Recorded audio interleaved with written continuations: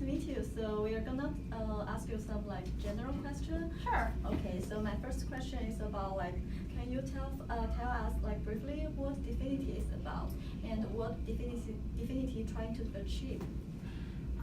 So I think Dfinity can be you can consider Dfinity as the next computer, which is a huge distributed computer in the world, and then everybody who wants to do some computation, instead of running the computation on his own laptop, he can run the computation on Dfinity network. But the difference between Dfinity and, for example, Amazon Web Services is that Amazon has all the power of the computation inside one like company, but Dfinity is decentralized version of the cloud computing. So you don't have, nobody has the whole like nodes that are participating in the network, and it's a decentralized way of cloud computing. Oh, thank you. So our next question is about like we want to know more about Dfinity's team and what's the members' background and what's your like research team's background. So, okay, we have a huge team now. I cannot talk about everybody.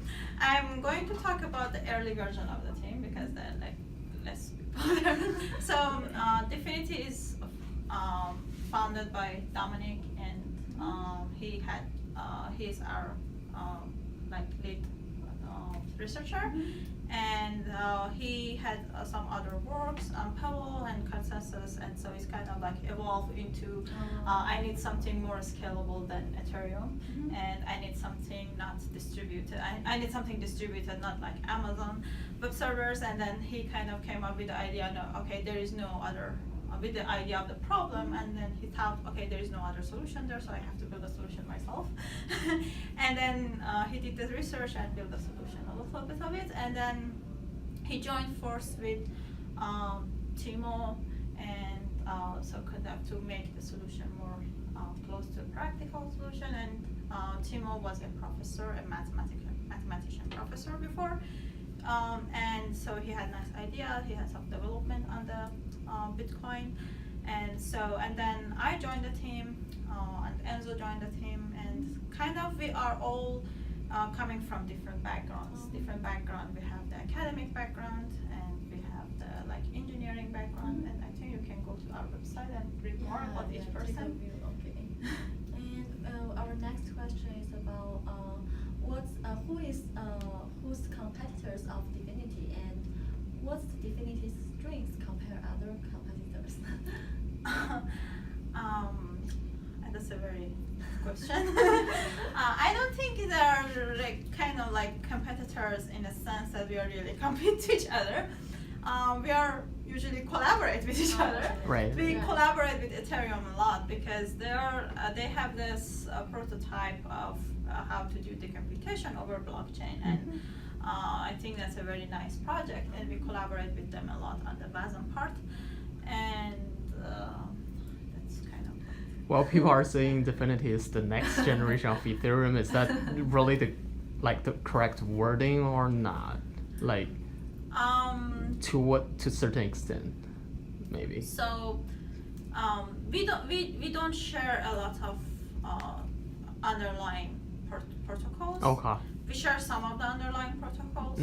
So I think it's a sister of Ethereum. It's not the next generation. It's more like we have a different technology than Ethereum. So it's like a sister. It can be sisters. We are the young sisters. Then what is the main advantage and the drawbacks of Dfinity compared to Ethereum or whatever other siblings? So I think the main advantage of Dfinity comparing to Ethereum is that we are targeting scalability and fast finality, and we are targeting a provable finality guarantees, meaning that, for example, in Dfinity, we can give you finality of the consensus in 2 seconds, and we can prove that the network can prove to the users of the network that this is a final. Because of the randomness, a random seed at the beginning, like the consensus without using consensus. the random seed, we can get the finality faster, and using the committees, we can get it more scalable, and also using the notary signatures help us to prove the finality. The threshold signature. Threshold signature scheme helps us to kind of prove the finality to the people who are outside the network. So it's kind of the difference between Ethereum currently works on proof of work, and then you have to wait for 5 or 6 blocks to kind of have the idea that this block is final, but the proof is not there. So you don't know for sure, you just know with some probability. But in Dfinity, you know for sure. So is there a name that Dfinity calls PO something, or proof of? No, it can work on proof of stake or proof of work, but we are currently targeting more proof of stake. We can create the IDs based on proof of work as well. So it's the way that we reach consensus that is different than Ethereum, not the way that we prove the identities. Okay, our last question is about like what's the plans for Dfinity in 2018 and like what's the steps in next 2 to 3 months? Okay. So we are having our main testnet released soon, and currently all our engineering are actively working on it to make sure that we get the goals there. So that's one of the plans.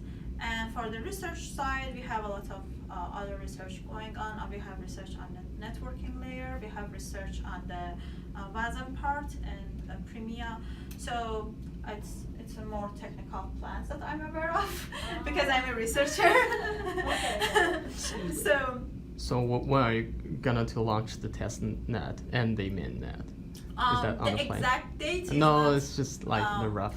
A rough estimation is in next month. Next month for testnet. Yes. And how about the mainnet? End of year or? It depends on the testnet. I see. So it depends on how well we can handle the challenges there, and we can decide. And my estimation is around a year or so, but you have to ask Dominic that question. Yeah, of course. So since you are building a kind of an Ethereum sibling, I assume you're gonna be expecting a lot of applications built on Dfinity, right? Yes. So are you going to build any applications or are? Oh yes, we are building some of the applications just to test it. Oh, just to test. And we are building a lot of applications because we need them. So it's like, because when you run a computer, you need an operating system for the computer.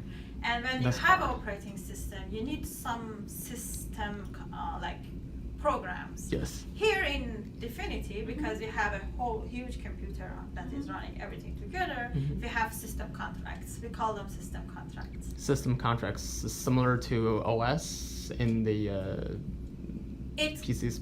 Exactly. Okay. It's kind of like similar to the OS in the PCs. So it helps you to make the computation going and make the Dfinity itself going. So, and we have a lot of like small parts of the contract that we have to write ourselves. For example, we have DKG contract, we have like indexing contract. So there are a lot of parts of the Dfinity is as we implement it as a contract on top of Dfinity itself. I see. Can you give us a couple of examples of what type of applications that's really suitable for running on Dfinity or? So I think any application that has